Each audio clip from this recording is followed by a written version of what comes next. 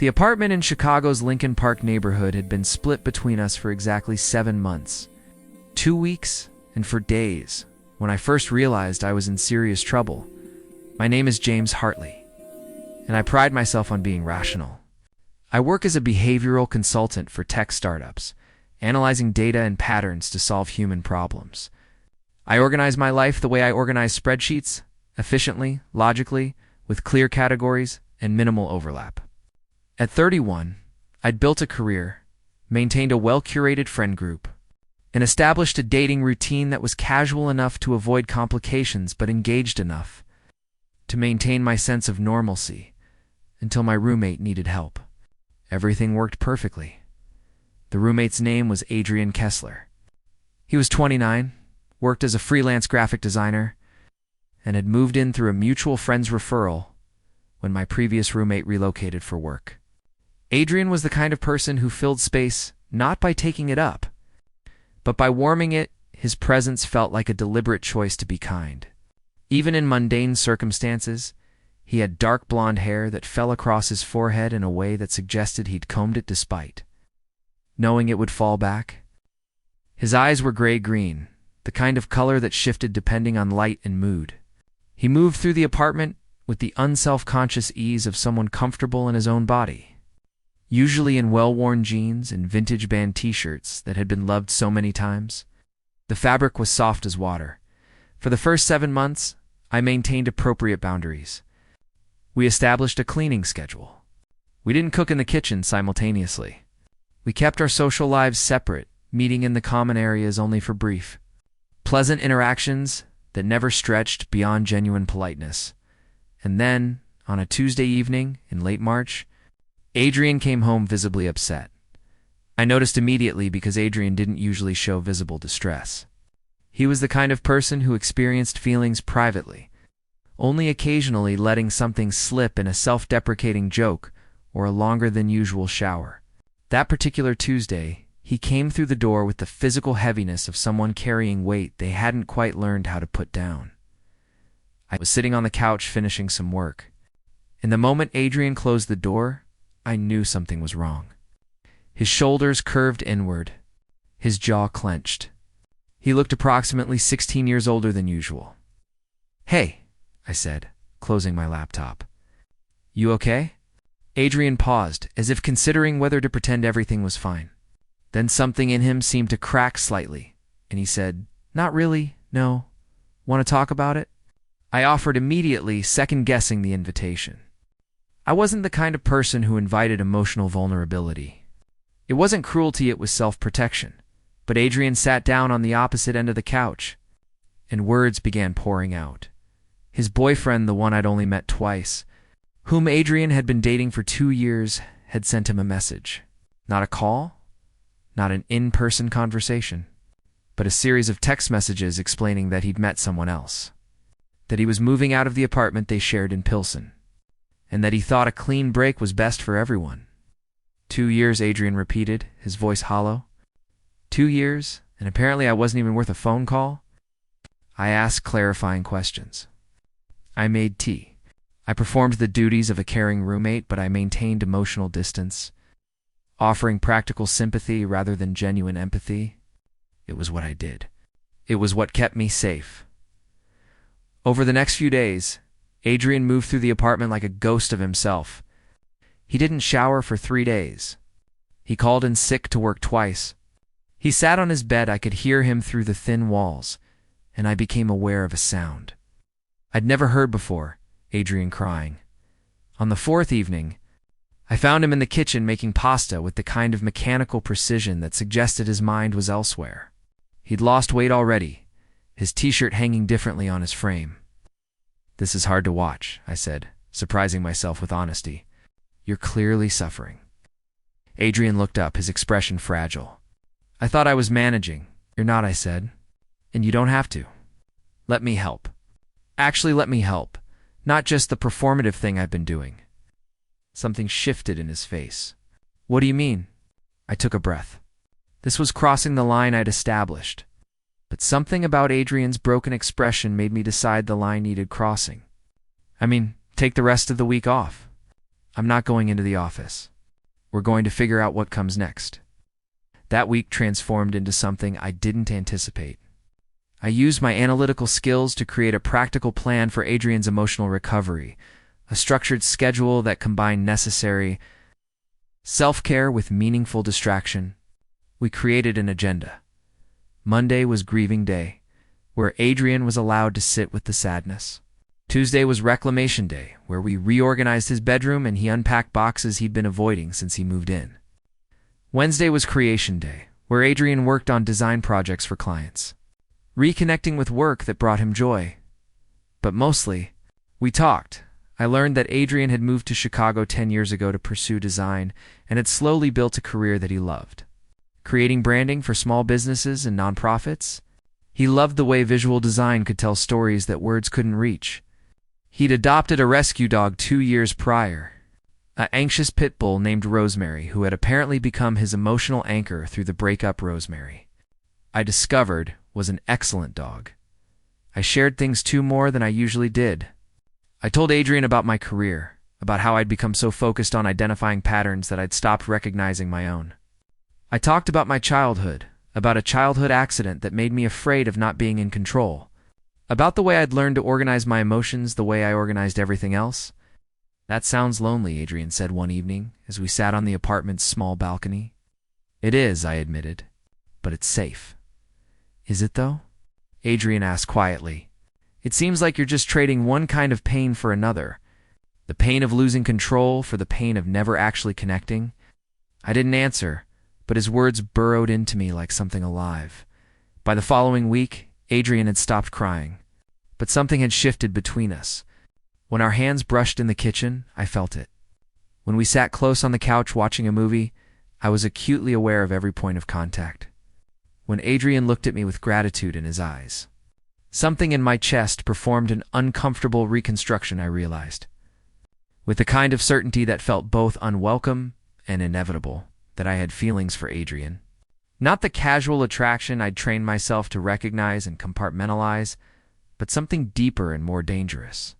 I had feelings that involved wanting to protect him, that involved looking forward to his presence, that involved imagining futures I'd deliberately never allowed myself to imagine.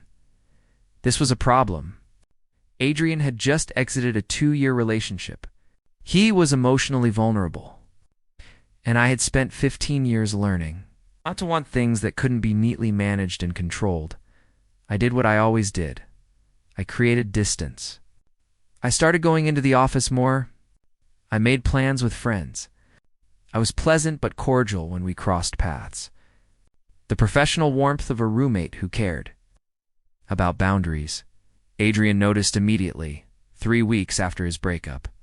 On an ordinary Friday evening, Adrian knocked on my bedroom door.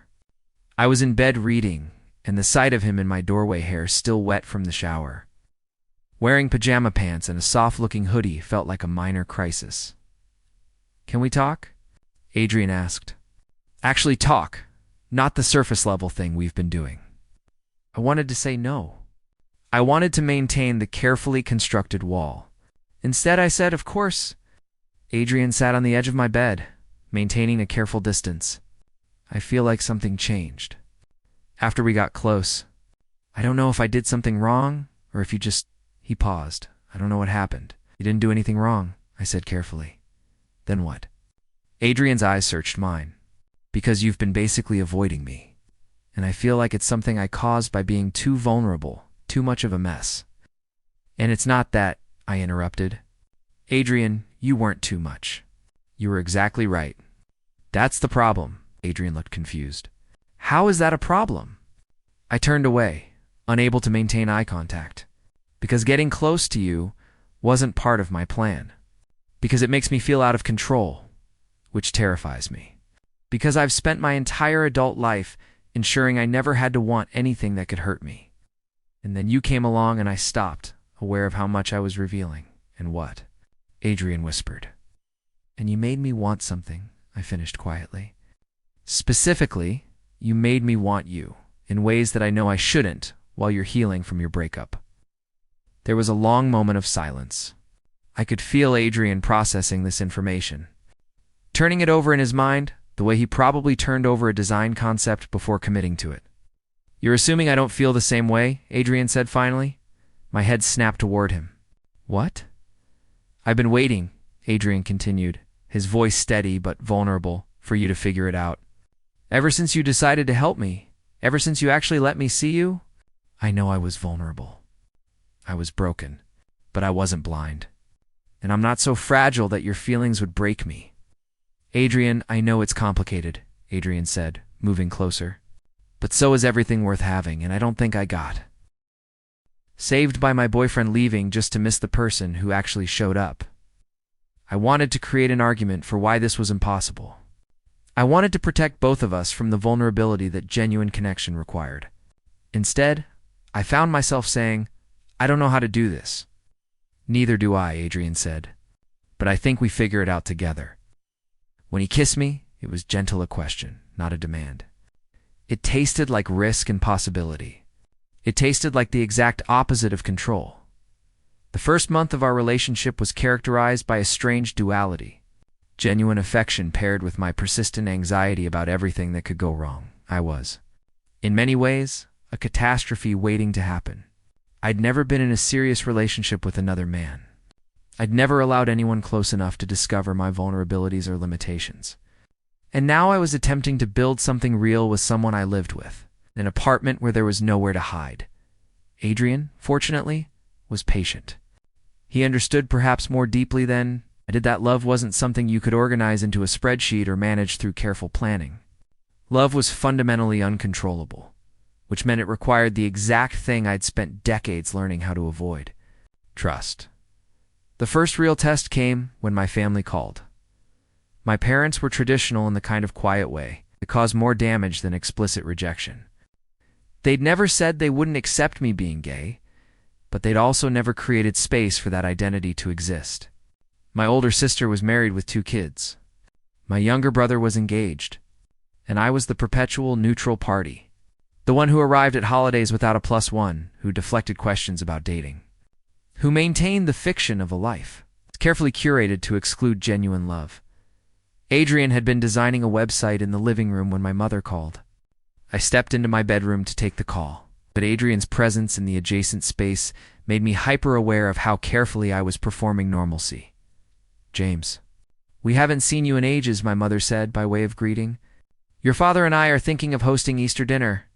We'd love for you to come home." "I'll check my schedule," I said vaguely, which was code for "I'm avoiding. You always say that." My mother replied, and I could hear the hurt beneath the patience. "Is there something going on that you're not telling us?" I closed my eyes. "Mom, it's not that. I've just been busy, too busy for family." She paused. "Or is there someone keeping you busy? Are you seeing someone?" My heart performed a complicated maneuver. Adrian was 3 feet away, separated by drywall and years of accumulated fear. "Maybe," I said carefully. "Maybe." My mother's voice shifted. "James, either you are or you aren't." "I am," I confirmed quietly.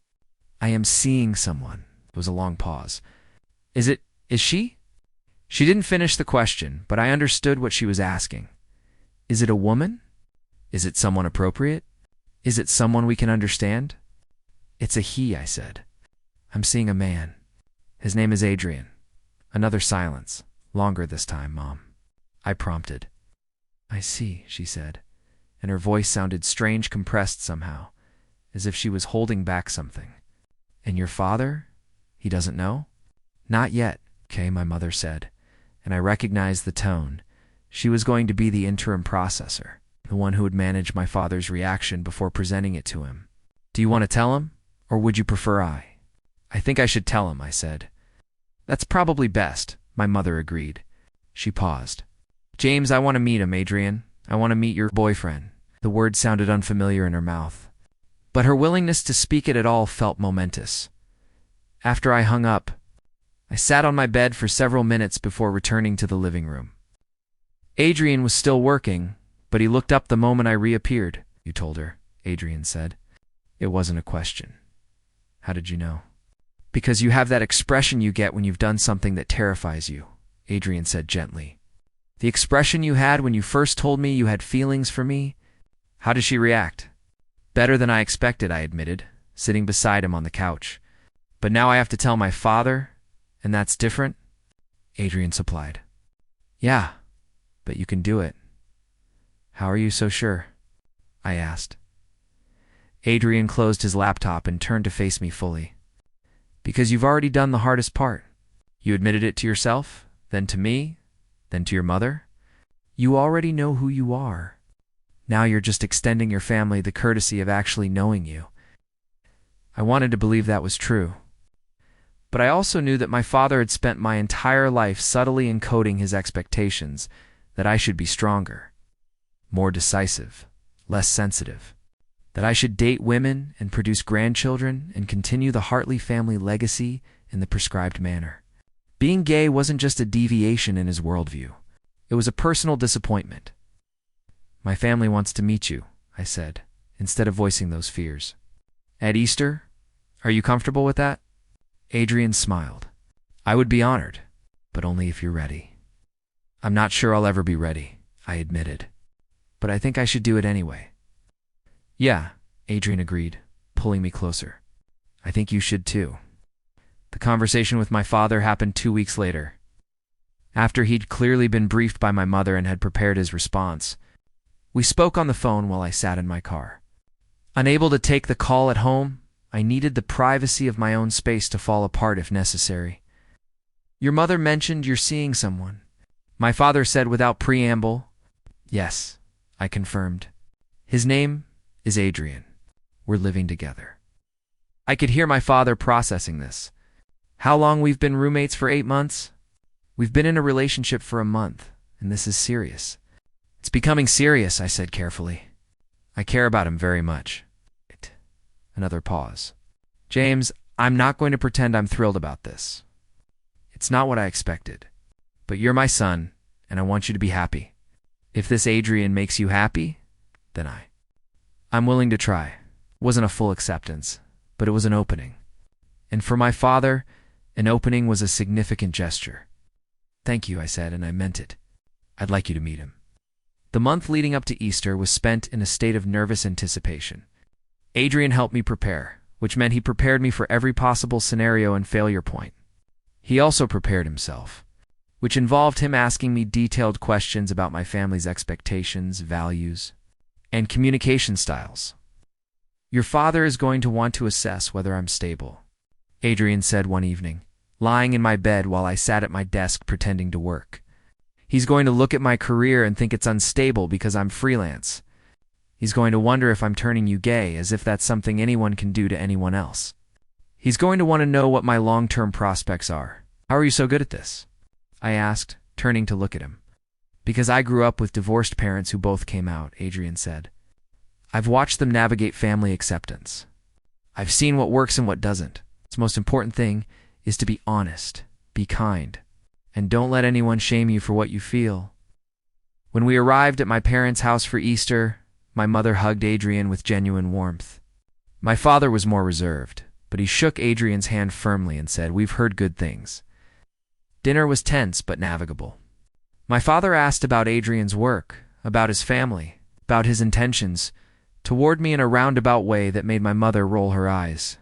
But underneath the tension, I could see my father genuinely trying to see Adrian, someone worthy of his son's affection. It was my younger brother. Surprisingly, who created the moment that shifted everything? Can I ask a personal question? Patrick said, looking between Adrian and me. Depends on the question, I said cautiously. How did you know? Patrick asked Adrian. Like that you were gay? Everyone went quiet. It was the kind of question that exposed the elephant in the room, that my family still didn't fully understand or accept what it meant for me. To be in a relationship with a man. Adrian set down his fork carefully. I was 11, he said. I was at a friend's pool party, and there was this boy who was teaching me how to dive. And I realized I wasn't interested in the diving, I was interested in him. By the time I was 15, I knew for certain. I came out to my parents at 17, and they were okay with it, my mother asked. Eventually, Adrian said, it took them time. But they came around because they realized it didn't change who I was. It just meant they got to see more of me, the real me, not the version I was performing to fit their expectations. I felt Adrian's words land. He was giving my family permission to accept me, but also challenging them to move beyond acceptance, toward genuine understanding. My father was quiet for a long moment.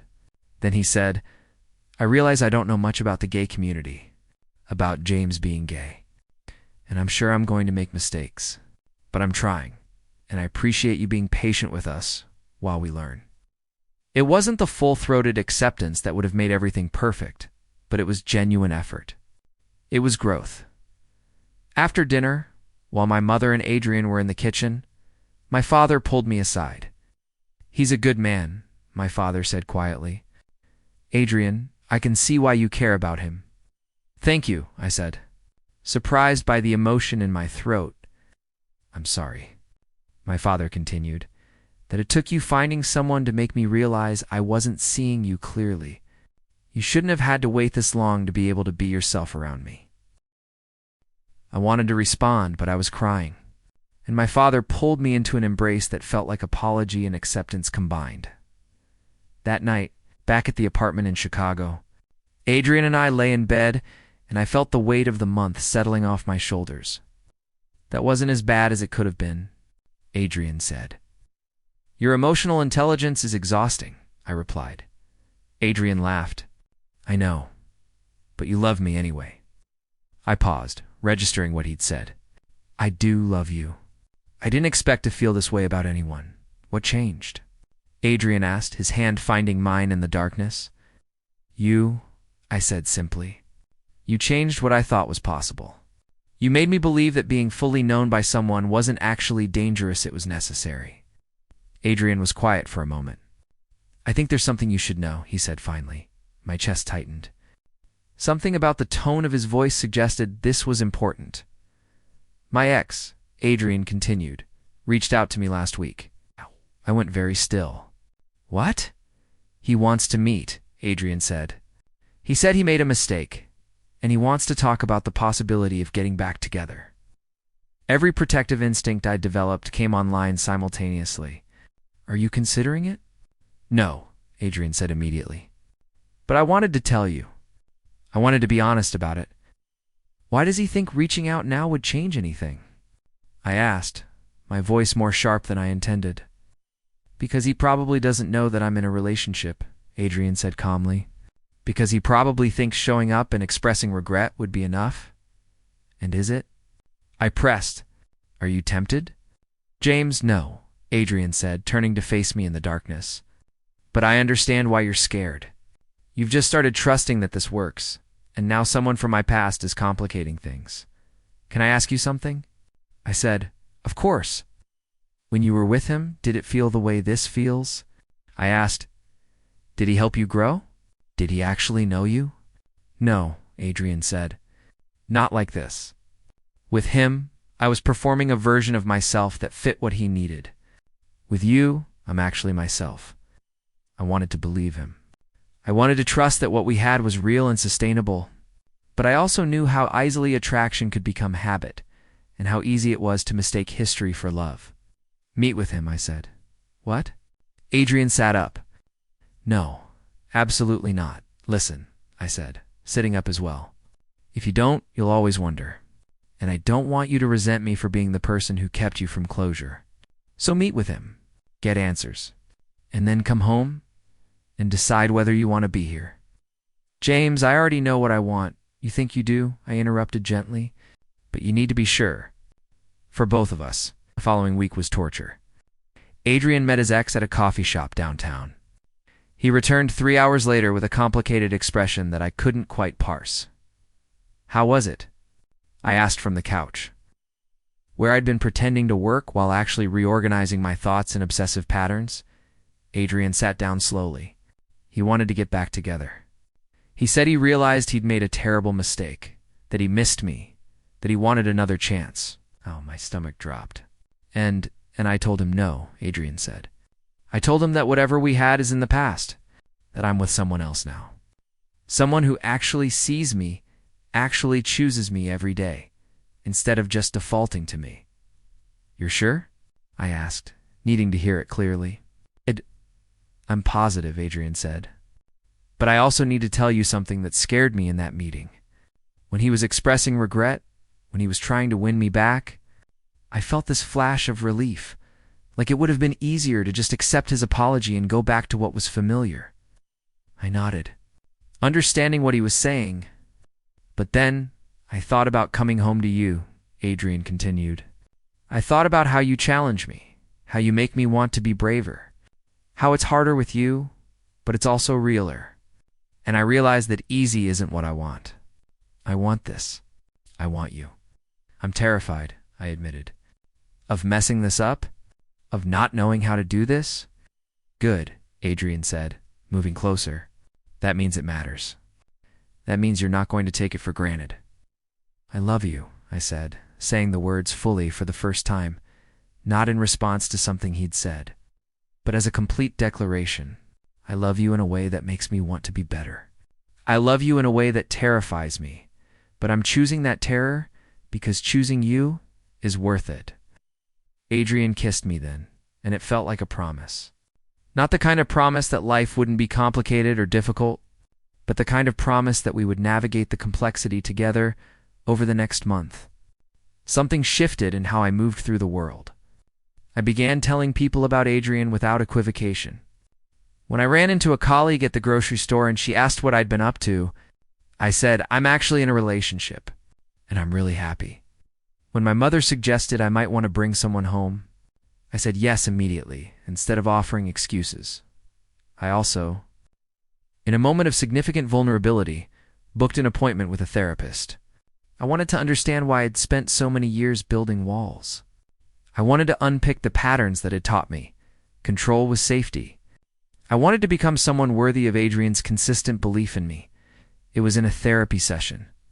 2 months into my relationship with Adrian, that something crystallized. You're working very hard to deserve his love, my therapist observed. Why do you feel you need to earn it?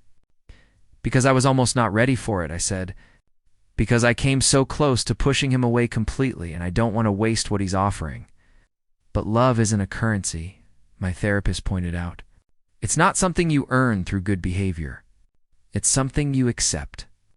I sat with that for a moment. He accepts me even when I'm difficult, even when I'm working through my issues. He doesn't ask me to be perfect. Does he ask you to be yourself? I nodded slowly. Yes, always just himself. And can you do that? Can you be yourself with him? Yes, I said. I think I'm finally learning how. The summer arrived in Chicago with oppressive heat and sudden thunderstorms. Adrian and I established a rhythm that felt sustainable. Mornings together before work, evenings, planning dinners, or spending time with friends. Weekends that were flexible enough to accommodate both our needs and each other's. In August, Adrian got offered a significant project, a full branding redesign for a nonprofit that worked with LGBTQ+ youth. It was the kind of work he'd been dreaming of, meaningful, important, the kind that felt like purpose. He was offered the contract on a Wednesday, and he brought home champagne to celebrate. This is it, he said, spinning me around the kitchen. This is what I've been working toward. Something that matters. Something that helps people like us. I'm so proud of you, I said, and I meant it completely. This is perfect for you. I couldn't have done this without you, Adrian said, pulling back to look at me. When I was broken, when I thought I was unlovable, you showed me I wasn't, and now I get to do work that helps people realize they're lovable too. That's a beautiful way to describe it, I said. I've been thinking about something, Adrian said, and there was a nervous energy to his voice that made me pay closer attention. What if we made the living arrangement official? Not just roommates who are dating, but actual partners. What if we got a bigger place together? Somewhere that's ours, not just a space we're sharing. My first instinct was to panic. This was a commitment, a declaration, a way of saying I'm in this forever. But I'd spent enough time in therapy to recognize that instinct for what it was. Fear of commitment masquerading as logic. I want that, I said. I want that more than I've wanted anything. I want a place that's ours. I want a life that's ours, yeah? Adrian's face lit up. Really? Really, I confirmed. I'm done pretending this is temporary. I'm done keeping escape routes open. This is it. You're it. We started apartment hunting the following week. I finally told my company that I was relocating my home office, which meant I'd be less in the loop and more in our neighborhood, whatever neighborhood that turned out to be. Adrian cleared his schedule to be more flexible with the project deadlines. We found the apartment in September, a 2-bedroom in Wicker Park, with exposed brick and large windows that faced west, so the sunsets filled the space with golden light. It had room for Adrian's design equipment and my office. It had a kitchen that was actually big enough for both of us. It had a balcony where we could imagine ourselves sitting in the spring, watching the neighborhood come alive. The lease was signed on a Tuesday morning, and we became official co-lessees, partners in the official sense. That night, we packed our old apartment. As I wrapped up my life in that small space where Adrian had helped me, where I'd learned to let him see me, I felt an acute moment of gratitude. "You okay?" Adrian asked from the doorway, carrying another box. "Just thinking," I said, "about how much has changed since you moved in. Since you got broken and I got brave." "You were already brave," Adrian said. "You just didn't know it yet." We moved on a Saturday in early October, enlisting friends to help carry boxes up the narrow stairwell of the new building. My sister came, and she brought her kids, who ran through the empty rooms, making echoing sounds of future laughter.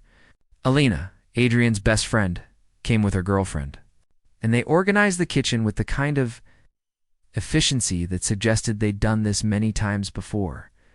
My father even drove down from the suburbs, and he helped move the bookcases, and we didn't talk much, but the silence between us felt different, now less like avoidance and more like understanding.